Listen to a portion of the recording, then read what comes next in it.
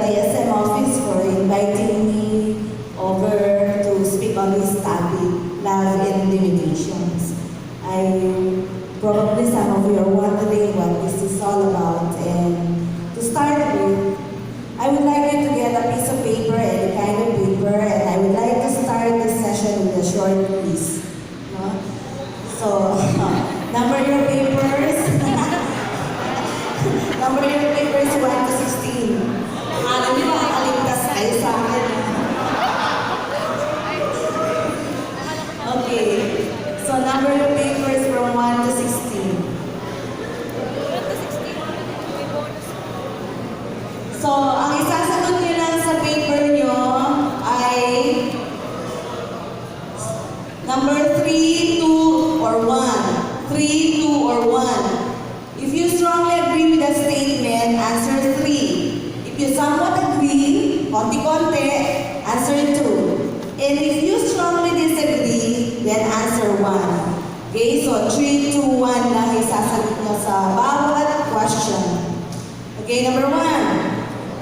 I don't believe that research should be done on love because love should remain mysterious. Number 2. Love is the most important thing in my life. Number 3. My life is very unhappy when I am not in love.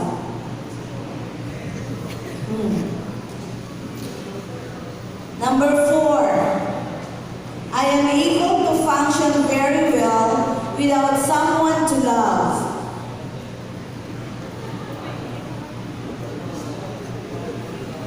Number 5. Love is a fantasy that is popular with 17-year-old girl. Number 6. Each of us has our one and only. Somewhere out there, if only we can find that person. Number 7. Once you find your one and only, you will never feel attracted to anyone else.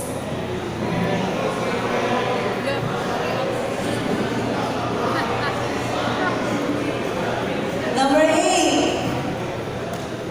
If you love too much, you will only get hurt.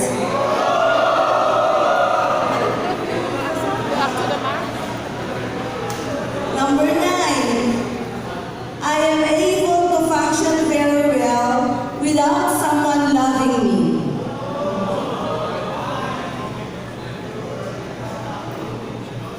Number 10. The smartest people don't get hung up on someone. Number 11. You can tell when you first see someone if you are going to love that person. Number 12. The best relationships have some bases more important than love. 13. If you love someone enough, any kind of problem in the relationship can be overcome. 14. If I had to choose between living in poverty or living without love, I would choose to love in poverty.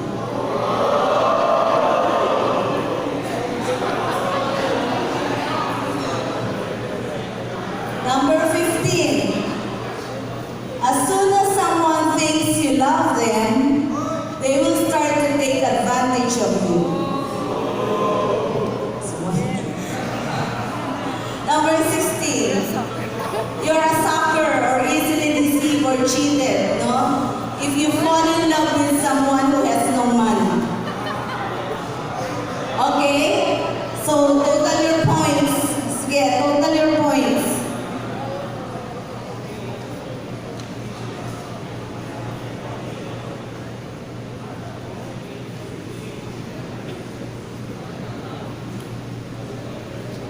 Okay, done? Sige, mabilis naman kayo mag-compute ng mga mathematicians naman kayo. Okay. Interpretation. If you score 40 to 48 points, that means you have a very romantic ideas about love. And you might put too much emphasis on love as a basis for a partnership while ignoring other important considerations. So, mga Mr. Romantico and Miss Romantica. Ayun. Okay? So, if you score 40 to 48 points. Okay, next one, 24 to 39 points. How many of you? Oh, okay. That means you have a more realistic ideas about love. Love is important to you, but you are also aware of the many other bases of a smoothly functioning relationship. So, mas on ground ang inyong stand about love. Okay? So, ilan na ulit? Okay. Next one, if you score 16 to 23 points, you appear to be pretty cynical about love. Maybe you have previously have been hurt or come from a family where romance was not emphasized. Okay? And then your attitudes might insulate you from getting hurt again. Baka nasaktan ka na. Yan. But you could also be prevented from enjoying the benefits of a loving relationship. So kaya, no na sa love. Okay? So, nadala ka na sa pag-ibig. Okay? So, whatever your ideas or stand about what love is, you know, so that may be some other points for consideration. So, may mga kanya-kanya kayong ideas, may mga kanya-kanya kayong thoughts about what love is. So, if I am to ask you to define what love is, you may give me a lot of definitions of what love is. And bahala na kayong mag-define kung ano ang pag-ibig sa inyo. So, because there are a lot of definitions about what love is. But this morning, I would like to center on the limitations of love. The limitations of love. So, wag na tayong magpaligoy-ligoy pa. At this is a direct talk about love and limitations. Okay? So, there are two kinds of sexual behavior. The moral and legitimate and the illegitimate. So, the moral and legitimate is between a man and woman in a marriage relationship. Wala nang iba. Hindi po pwede. Na it would be an outside relation in a marriage relationship. That is the only legitimate act of marriage, no? Act of love. And a legitimate practice of sexual behavior within the context of marriage relationship. So with consent of both parties, so still within the marriage relationship, so hindi pwede yung kahit mag-asawa na nire-rape yung kanyang wife, no? Hindi pwede yun.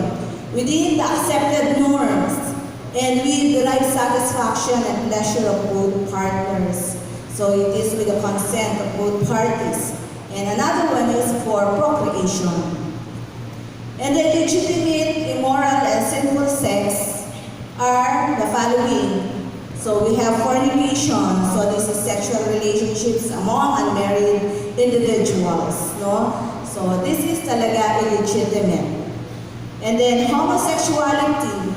So kahit na the DSM-4, the Statistical Manual for Diagnosing Mental Illness, has already eradicated homosexuality as sexual perversion, the Statistical Manual of Mental Disorders, but we cannot deny the fact that the Bible tells us that homosexuality is still an immoral and a perverted sexual behavior. Then we also have sexual perversions, no? Such as necrophilia, so having sex with dead persons, pedophilia with children, incest among family members, rape, transvestism or cross-dressing, voyeurism, the act of having pleasure by observing something that is scandalous naninigit, transsexualism, sadism, no, the one who derive pleasure from inflicting pain, no, to others.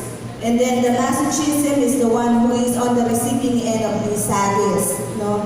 So the one who derives pleasure from inflicting pain to himself or by others. These are the illegitimate or immoral and sinful sexual behavior. So why have premarital sex? So number one is for physical reasons. Sex drives, the rushing hormones, no? So yung mga hormones, especially yung younger generation. Another one is early dating. It's a natural thing to do. It feels good. It provides thrill. It releases tension for procreation. So yun yung mga, some of the reasons why people may get engaged in premarital sex. So it's thrilling. It's exciting. No? It gives you a sense of pleasure and it feels good. Environmental reasons are the lack of moral standards, the lack of information about self, no? About sex, broken home, so the lack of understanding of love, peer pressure, and this is a strong components, a very important factor that one teenager may engage into premarital sex. The music and lyrics, TV, movies, pornography, especially now, the pornographic materials are just at the click of your hands, no? So wala nang limit sa mga pinapanood, wala nang mga censorship on pornographic movies and materials. Alcohol and drugs, and easy access to birth control. So anybody can just have an easy access to birth control. So these are some of the environmental reasons why some teenagers or young people may engage in premarital sex. Then another one is psychological reasons, no? And these are very strong factors. While some people may, or some teenagers may get involved in premarital sex, the search for security and self-esteem. So one may prove his power over having sexual relationship with people because in search of intimacy, escape from relational problems, a way to be popular, no? Na marami kang nakarelasyon. So living in, and the myths and faulty beliefs. No one will be hurt naman eh. Basta ginagawa ko yung hindi nakakasama sa iba. And it's alright during engagement. Kakasal na naman kami. So, I owe it to him to prove that I love him. No? So, shows passage from childhood to adulthood. Hindi ka na bata, dalaga ka na, binata ka na. So, you have to prove, no, na hindi ka na bata. And there is no way back. For some of us, probably, who have lost your virginity and for whatever reason. So, since wala na namang mawawala ng innocence, then it's okay to go all the way down na lang. Okay, those are some of the psychological reasons why some teenagers may engage in premarital sex. And confusion, no, curiosity, skepticism about commitment, disillusionment about a lot of things. So, nangangailangan ka ng tulong, and within you, marami kang mga personal struggles, marami kang mga confusion, and faulty self-image and faulty self-perception. So, kaya nagkakaroon ka ng confusion. Okay? And another one is emotional reasons. Emotional reasons. The need to love and be loved. Loneliness. No? Malungkot. So, some of you probably ay wala mga parents dito and they are working abroad, so naiiwan kayo sa mga relatives nyo, sa mga kamag-anak nyo, and yung lack of parental guidance, no? Parental direction, sometimes may lead to loss of direction among young people. Fears, such as fears of rejection, missing out, never getting married, parang nagmamadali, no? Huwag kayo magmadali, mga kabataan. Ako nga, 35 years old na nung mag-asawa. Hindi ko naman sinabi mag-asawa kayo that late, no? Pero do not be in a hurry to get married. So, maraming naghihintay sa tamang panahon, no? So, huwag kayong matakot at mag-rush into something that you will regret later on. Then pressure from boyfriend or girlfriend. Rebellion, no? Steps for change, and getting attention to oneself. So these are some of the emotional reasons while some teenagers would get engaged in premarital sex. Then spiritual reasons, negative perception of God. There was a study that was conducted about on survivors of sexual abuse. So nung matanda na sila, so these women have been abused when they were younger. And nung matanda sila, they were subjected to some studies to see what their perception about God. And most of these women have negative perception about God because yung image ng God the Father, no, hindi nila ma-reconcile sa mga nang-rape or nang-abuse sa kanila. Because many of these abusers are father figure. So, yung iba sa biological father nila, iba adopting father, yung iba ay surrogate fathers, yung iba ay some persons in authority. So, may mga negative perception sila about God kasi hindi nila ma-reconcile na the loving God, no, yung perception of who God is, mag-reconcile mo dun sa mga abusers mo na parang merong similarity yung kanilang mga characteristics.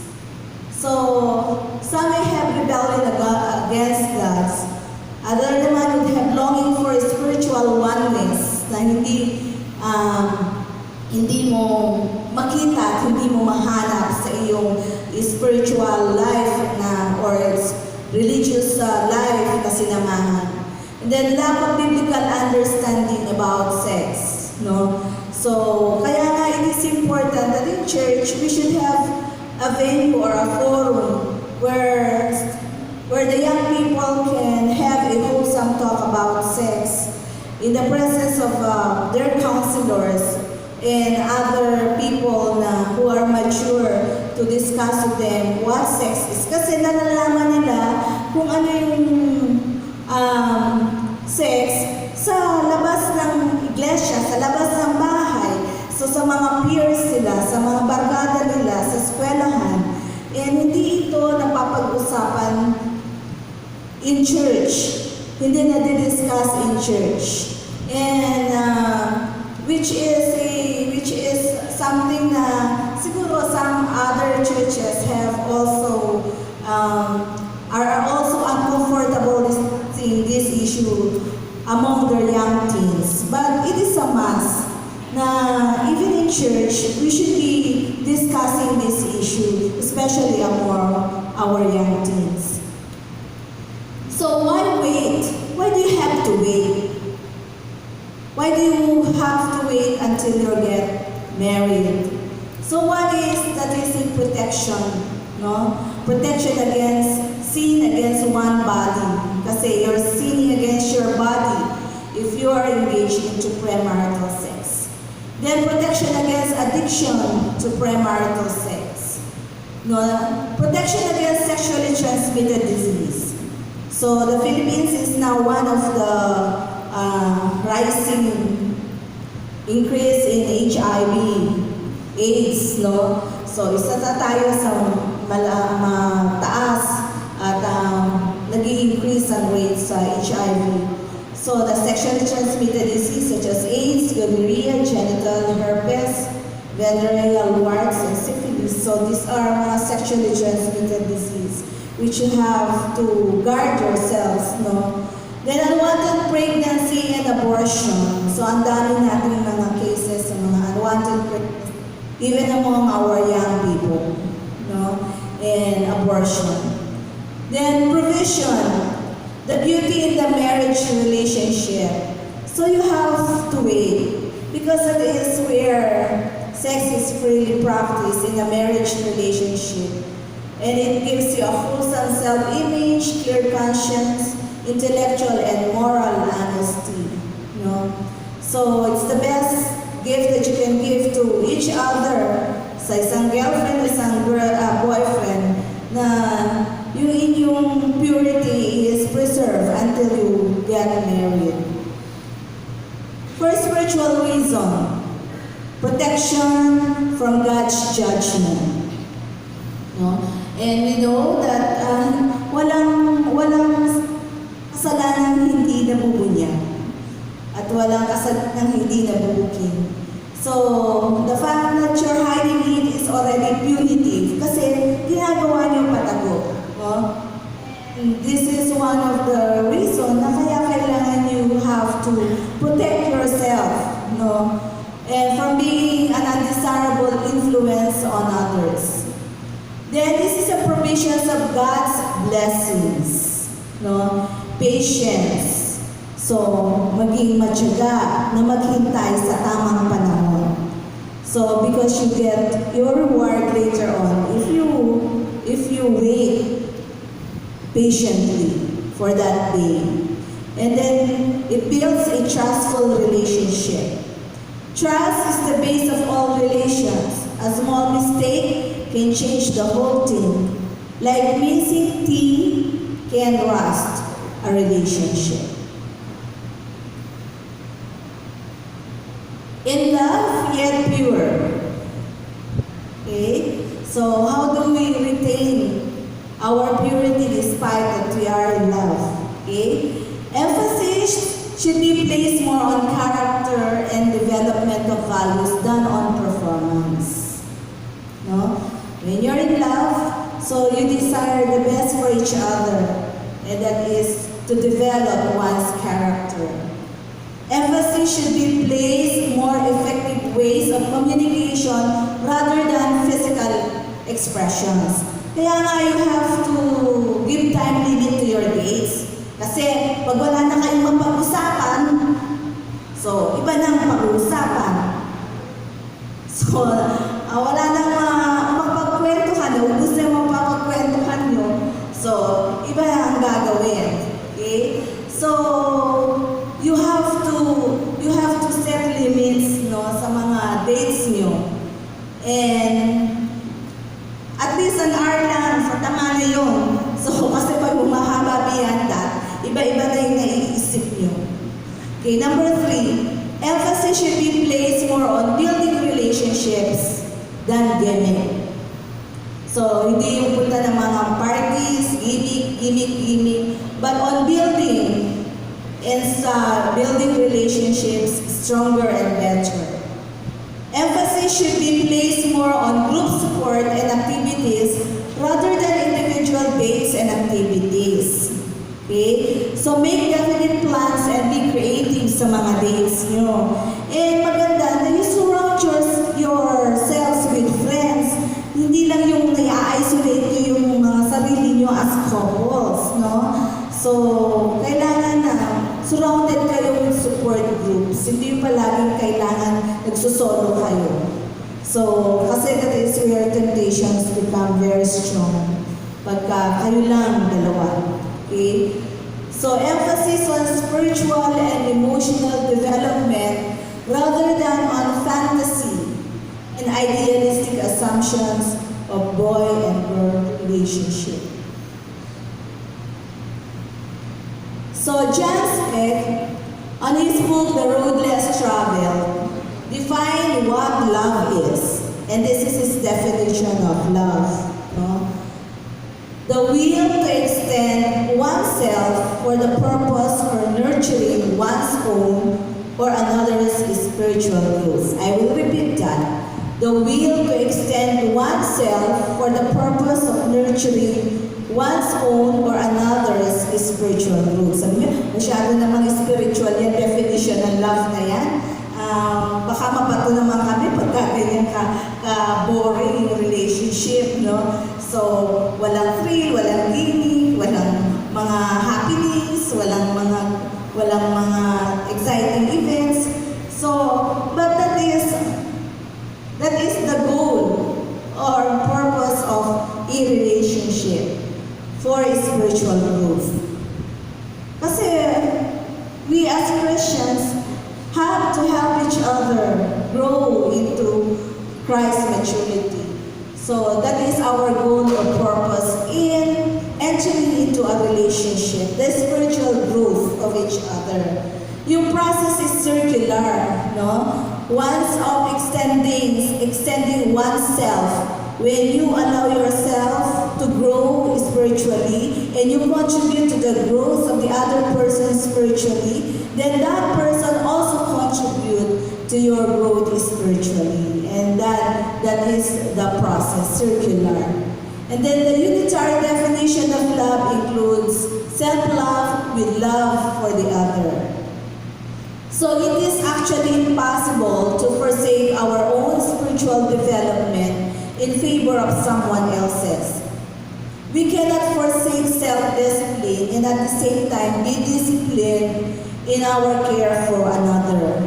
So we cannot be a source of strength unless we nurture our own strength.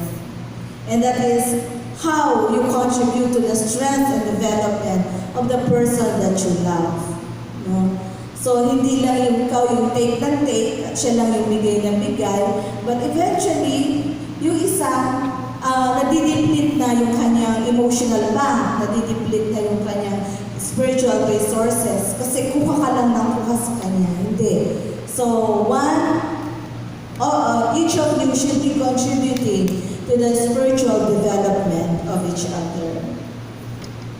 So, the act one's limits implies effort. So when we love someone, our love becomes demonstrable or real only through our exertion, through the fact that for that someone or for ourselves, we take an extra step or walk an extra mile. Love is not effortless. To the contrary, love is effortful.